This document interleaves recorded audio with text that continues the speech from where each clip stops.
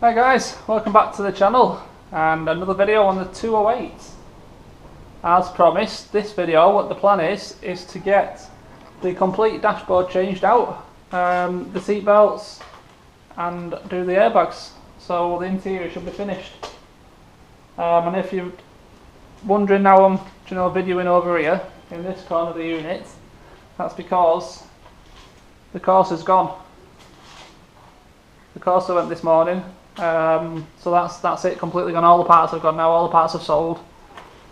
So we've got ourselves a face for another car. Now I've been having a look around, and like I said, I want to try and get something a little bit nicer. So, because at the end of the day, I'm a car guy, do you know what I mean? And I obviously would prefer to be working on nicer stuff, and obviously I want to get a bit more attention to the channel, and obviously we love these nice cheap cars. They're great to do, they sell easy, and I'm going to continue to do that, but I'll try and get something in nice as well as doing these in between. So I've been watching a couple of the BMW M3s, but not the newest one. We're talking like 2010, it's the V8 one. So I've fancied one of them for a while, so I've been watching a few of them. I've been watching a few RS3s, again about 14, 15 plate I think they are. So I'll keep looking and hopefully we can find something. But let's go on with this. This video is not about what we're going to buy. This is about doing the dashboard and all them bits and pieces. So as always, don't forget to subscribe to the channel if you like this stuff, and big thumbs up. And yes, don't forget to press the bell notification, then it will tell you of any future videos. Okay, so again, never removed a dashboard from a 208. And they're all different, so it's just going to be a case of looking and trying to find all the fixings to remove it. Now we are in the lucky position that we already have our new dashboard, so I'd always recommend not removing your old one until you've got the new one, because you can use this then to check for all the fixings of how these dashboards are held in. If you get stuck and you can't find a certain fixing, you can come and look at your new one. So I'm kind of hoping centre console can stay in place, and it's looking like it should be able to, so it just drops down into it, only about an inch and a bit. But we are going to have to move the steering wheel, because this dashboard, the framework comes around the bottom of the steering wheel. Now on most cars it doesn't, so you can drop the dashboard in above the steering wheel and you don't need to remove it, but this one you do. So we'll crack on and we'll do that first, and then easiest thing to do is remove your screen, your clocks, all your trims first, and then remove your glove box, and then basically just start removing fixings that look like they hold it in. Simple as that really. They're not all that difficult, they just look a bit daunting.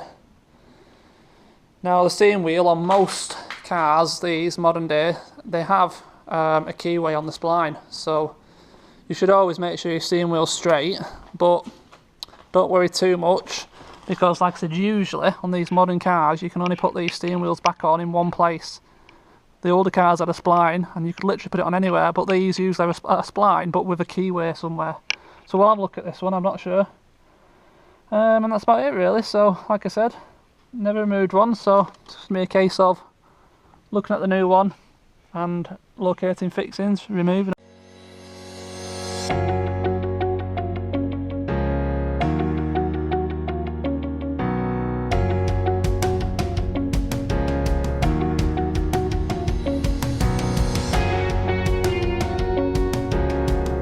I just thought I'd show you quickly what I mean about the keyway.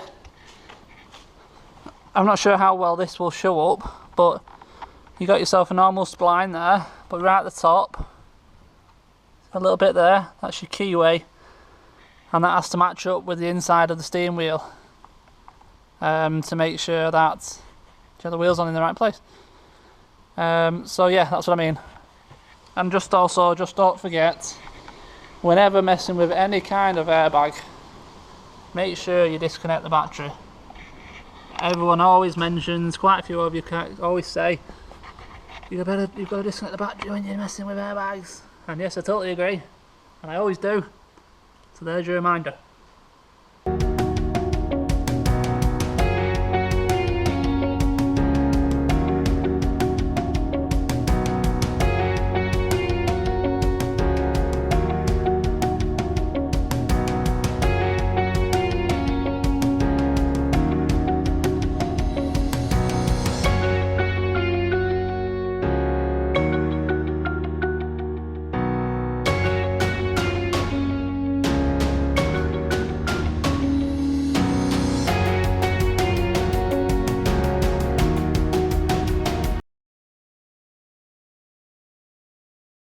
Right, well I think we've got all the fixings out now. Everything seems to be loose. Quite a tricky one this, you've got to drop all the steering column as well. And somehow I've got to get that to go out there. I might be better just taking the steering column off out of the way, to be honest.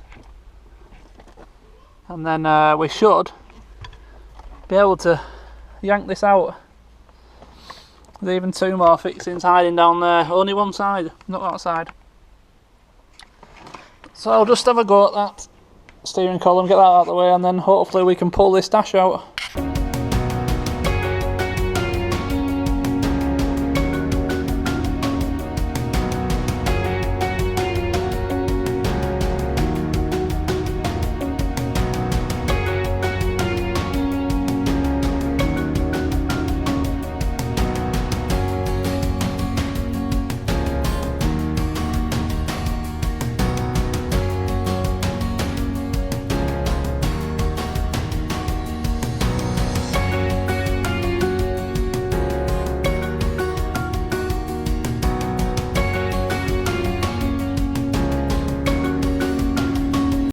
Oh my god, what a mess. The state of all this wiring, what a ridiculous bloody dashboard this is, absolutely stupid. Guys, seriously, I don't recommend you trying one of these. Ridiculous. I'd take all the steering column off, steering wheel off. All this loom, all clipped into stupid places in the frigging dashboard. This loom is supposed to stay in the dashboard, but the problem is salvage yards don't give a crap about looms, they just snip them. So I've had to drag out every single plug out of every single crevice in this this old dashboard, and now somehow I've got to get this all back into the new dashboard, all routed back into exactly all the holes it should be before I push it right up. And yeah, what an absolute joke. I'm going to have to make sure that goes back up properly. To be fair, there's a pin that goes in there and it pushes up like that, so I don't think I'll have an issue there. But wow, yeah, this isn't a dashboard for the beginner. Trust me, struggled my arse off with this. And I've done the easy part basically. The harder part's going to be, like I said, getting all these plugs back into exactly where they should be. Otherwise, things aren't going to work, are they? It's like them, they're from the stereo, and the holes they came out of are literally as big as that head. You know, literally. All certain different holes. They have to be in the exact right ones. Yeah, wow. So let's have a look at it. So it's over here. We've got our old one here. Luckily, they did unplug the airbag on the new one. I can see the plug down there. Or should I say they snipped it on the other side of the plug, because that's your airbag there. But yeah, this should all be full of a loom, but I've had to remove it. So, new dashboard, reverse process. You see all these plugs, and there's even more. So they've cut some, they've left some in. There's way more than that. Look there. They've cut that. They've cut one over here. So you're at no hope straight from start, aren't you? You know, they don't make it easy for you.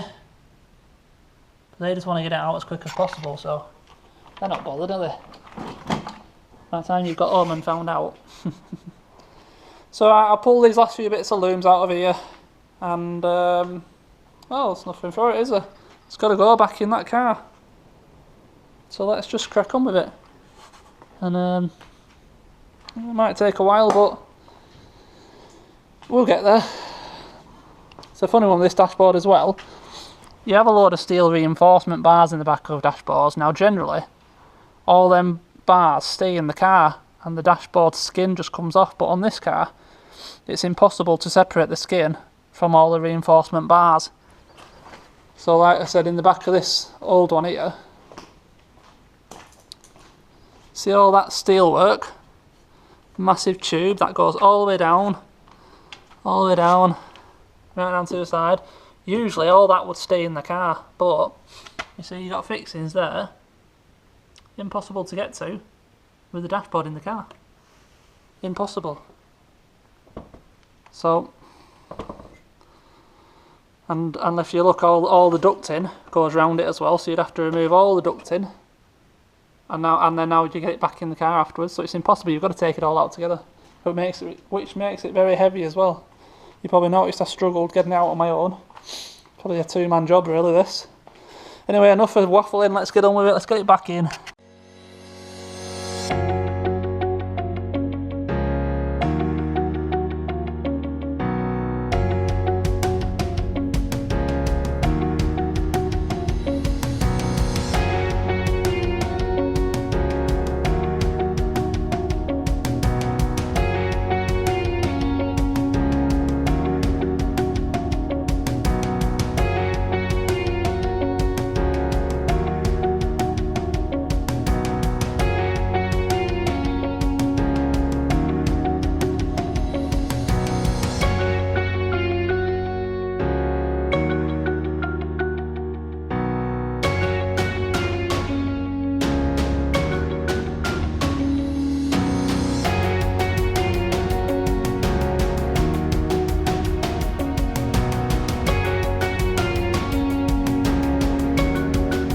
Right, I'll just show you where we're up to. I think you've had enough time lapse for one day. So all the clocks are in, I've got the touchscreen back in. All the main fixings for the dashboard are in. You've got two up there. You've got one right down that hole there, I don't know if you can see it or not. You've got two behind here. And then obviously you've got the two over that side of the dashboard, the same as them two. They're the main fixings for the steel frame into the car. And then you've got various covers and whatnot to remove, and little screws for the clocks and all that. Most of this stuff just clips straight out. That trim is very difficult to get out. But I've got pretty much all the wiring done, except for your ODB port there. That's going to be for the light for the glove box. And then this bunch here is all for the steering column. So we know where everything goes. It's just a case of putting steering column in, glove box in. I need to change that vent over, and then draw the bits of covers and bits and pieces, like these bits and pieces here.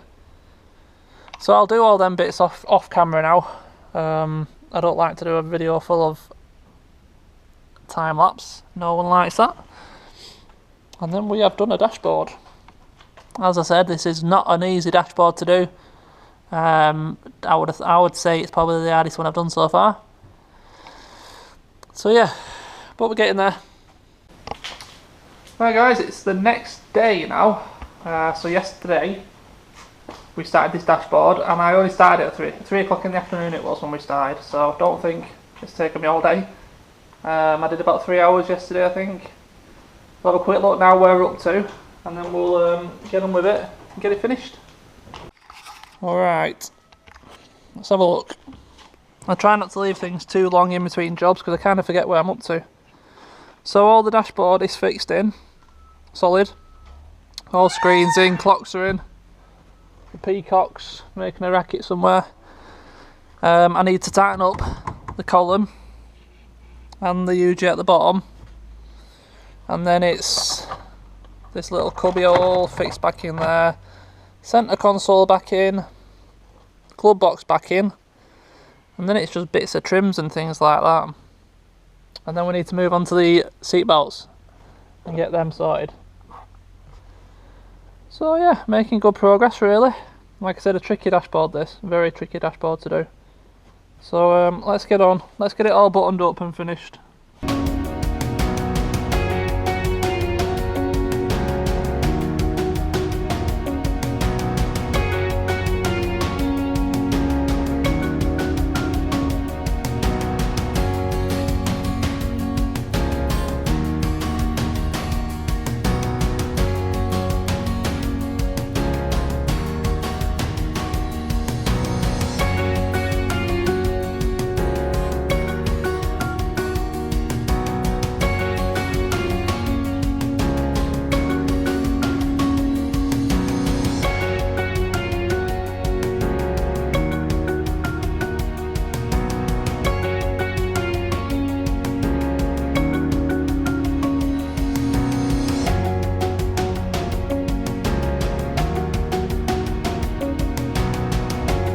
Alright, there we go. I'm glad that's done with. But we got there in the end. Looks spot on, everything's fixed in. I haven't tried everything yet because I want to get on with the seat belts and then we can connect the battery back up and we will go through everything and make sure everything works. So, if we get ourselves set up now. Jesus. And do these seat belts. Pull this seat forward. Our tools out of there in a sec. But that gives us now loads of room. Oh, these seats are like, well, just soft. Anyway, so it gives us loads of room now to get to this. So, what's it looking like? Got the one bolt down here.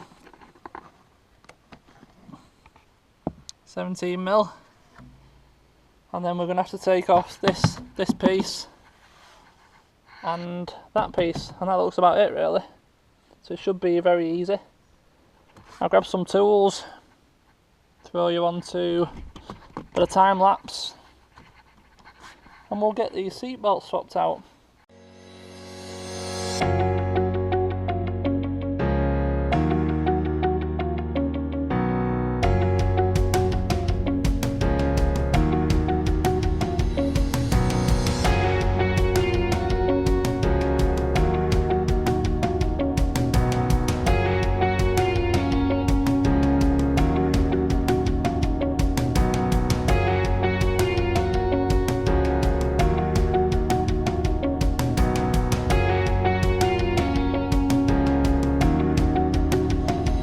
So guys, a very easy seat belt to do this. It's just got one bolt holding the belt, the actual, you know, mechanism in. You've got your little plug for your pre-tensioner. This trim's just held on with a couple of plastic little trims, and then you got your two screws go in there, and then the top cover just pushes on as well, and then just a couple of 16mm bolts they are. Well, one 16mm bolt in the bottom, Torx in the top. Very easy. I'll throw it back on now. Well done with it.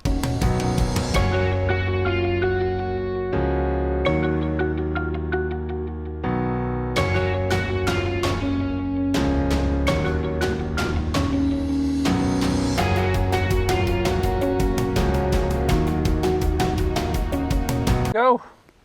One seatbelt done. So I'll do this other one off camera, and then we can connect the battery, clear the codes, and we can test all the electrics, and hopefully everything's still working. Okay then, we have two seatbelts, we have a complete dash with airbags, all completely swapped over. So if we put this battery lead back on, like I said, always disconnect your battery lead when you're doing airbag stuff.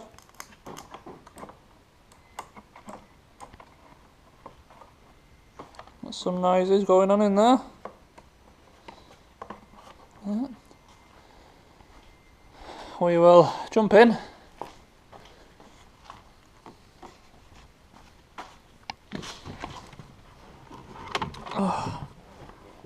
we have some mileage showing up, so that's one thing.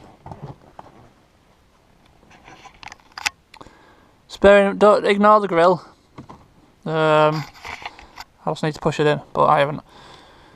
So let's just see what works and what doesn't. So all the dash is all lit up. We've got the computer's on.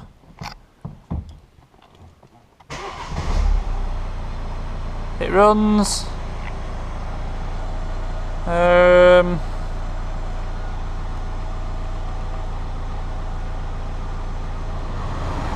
Thought that weren't going to work then. So the fan switch works.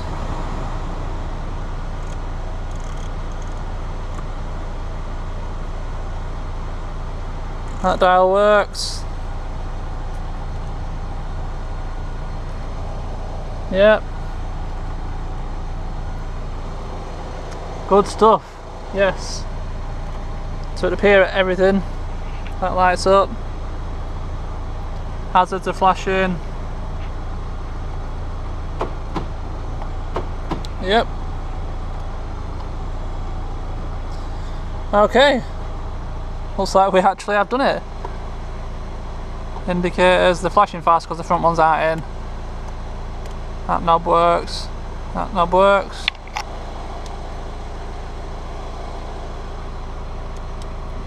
That's a rear wiper.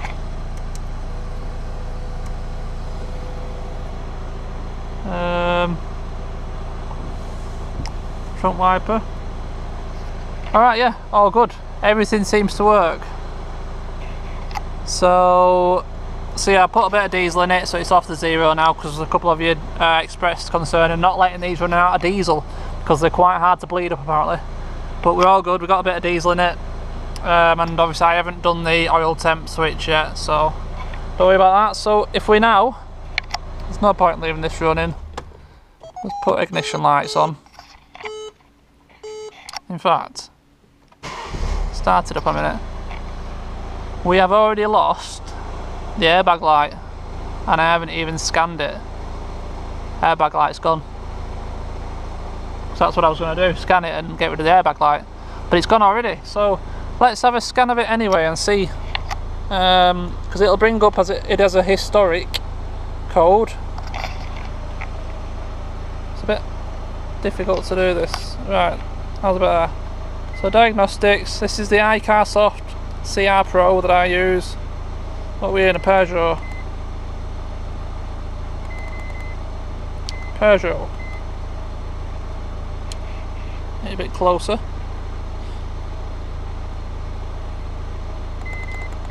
208. I don't know what an AI91 is, so I'm only going to go on manual because I only want to go in the airbag system, SRS airbag. If we read fault codes, vehicle speed data fault, that's the only one. So perhaps there's a, you know, like a little sensor somewhere that has to be calibrated by literally driving it. Perhaps for that, I'm guessing.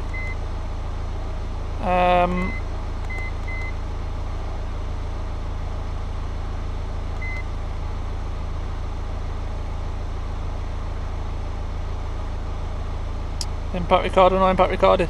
Ah yeah, so I actually changed the module on this, didn't I? That's why the airbag light's gone out. Because it's now got no impact recorded. Everything seems to be working fine. We'll see if that fault will clear down. Sometimes they do. So yeah, it's gone. So no fault codes at all on the airbag system. There's going to be a pile of stuff in these. In fact, I won't even read that. I ain't got an auto box. Yeah, there's going to be a pile of other errors on it until we get the rest of the front end back on. So I'll leave it as that for now.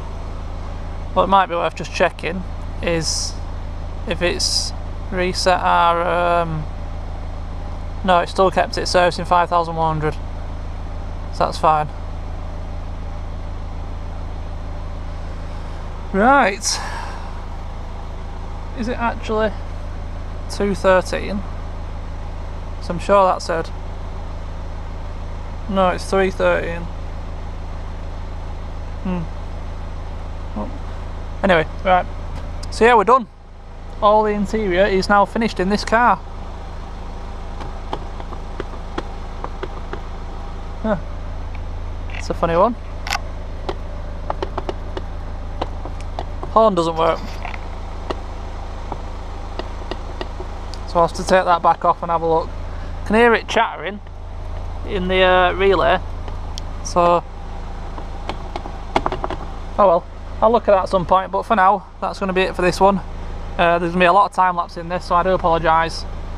But we are done with the inside. Alright, that's it for this one. Another big job done on the Peugeot 208. So we're down to... Basically I need to paint the panels now. Paint the two wings and the bonnet. Tiny bit of repair to the bumper and paint that, and then it's literally just putting them pieces back on, and this 208 is done. So we've got on with it very quick. It's a nice little car. So as always, thank you very much for watching. Please do consider subscribing to the channel if you like this stuff. Big thumbs up, and I will catch you in the next one. Thank you very much.